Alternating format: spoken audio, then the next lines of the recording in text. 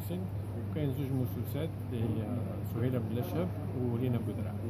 دونك نعالجو قضايا تاع التوسويس هذو تاع الجزائريين والجزائريات، ونحاولوا نديروها بفكاهة ونسلوا الناس كيفاش كان اداء سهيلة بلاشاب في هذا الدور؟ هي سيتي اون سوربريز لينا، على خاطرش انا ما عرفتها في اون ايميسيون اللي كنت الاخراج تاعها اللي هي يحيى ولاد بلادي، تلاقيت بها تما وتعرفت عليها وشفتها غني غايه، مي شفتها باللي عندها امكانيات.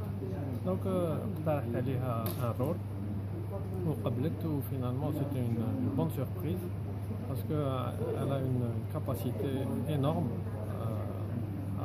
à jouer les rôles. ما عندهاش